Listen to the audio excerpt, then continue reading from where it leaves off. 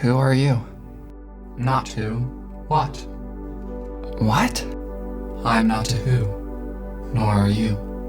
I don't understand. I'm Eliphaz. You are the consciousness of Eliphaz. Then who are you? I am Eliphaz's soul. So, where is Eliphaz? I see.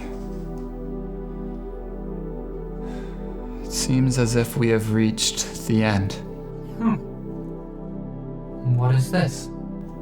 I have no idea. Well, what do you think comes next? I don't know. Another life? Perhaps. Or nothingness. You get to choose. Oh, why me? Why not you? Well, because you are Eliphaz's consciousness.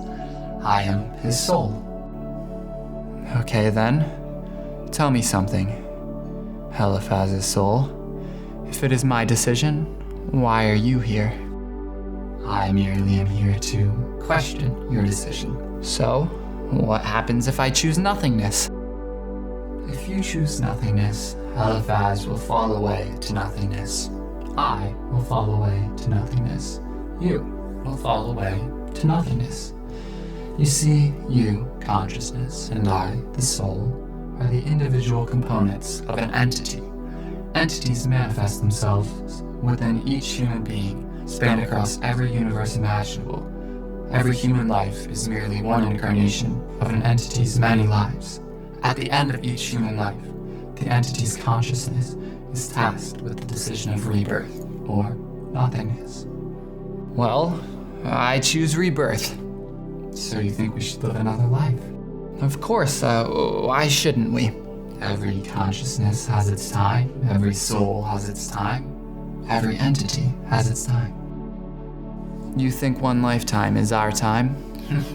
You assume that Eliphaz was our first incarnation. Every rebirth leaves us ignorant. It may well be that this was our 100th journey, our 1,000,000th. We may have lived in 1 billion different universes. You cannot know the length of our entity's life, but until one entity, composed of two components, the consciousness and the soul, releases itself to nothingness, a new entity cannot be born. But why is the birth of a new entity more valuable than us, than our entity? Maybe it isn't, but maybe it is. Maybe it will be the purest entity that time has ever known. Well, let the other entities give themselves to nothingness. But do you really think every other entity will not make the same decision to let the other entities give up their lives while they continue to go on living their own? We have the decision to bring new life to an entity. If we do not do this, won't we be, in essence, murdering that entity? Perhaps.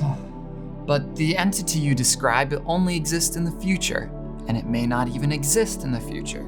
How can we be responsible for something that does not exist, something that may never exist?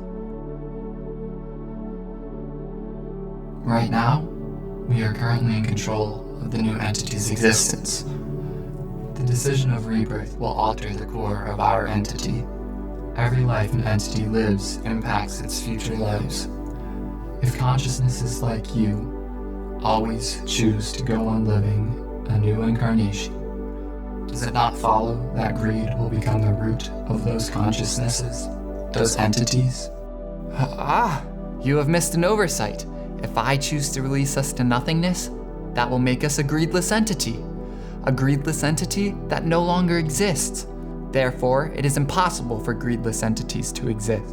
This does not mean that the entity is wholly selfish, not when there are souls like you who argue for the birth of a new entity. It is the consciousness that is full of greed. The soul remains pure. I believe it is you, my friend, that have missed an oversight. A greedless entity can exist during the life of its first birth.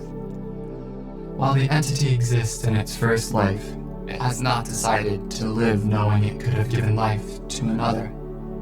I still do not understand why it would have to be us to surrender our existence. It doesn't have to be. But I ask you this, if not us, who will? Someone else. Another entity. We may never know. It is possible that you would be the first consciousness to choose nothingness. If this is the case, every entity in existence has existed since the dawn of time.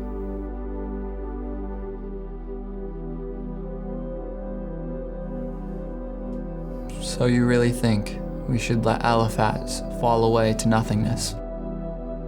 I do not think. I question. You have reached that thought on your own. Eliphaz is dead. It is the entity that survives. All we know is existence. One cannot know non-existence. I cannot tell you what to choose. You must reach that decision on your own.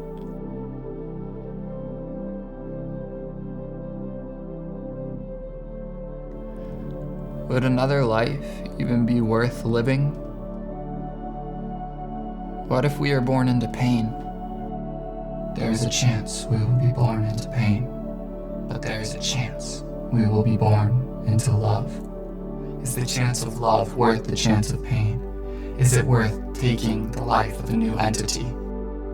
We cannot take the life of something that does not exist. Besides, we would be saving the new entity from the pains of life. We would be saving it from the pains of love as well, from the bliss of laughter, from the passion of joy.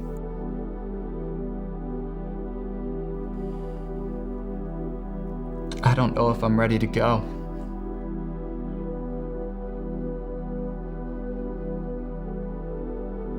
I know, but time is up. What is your decision?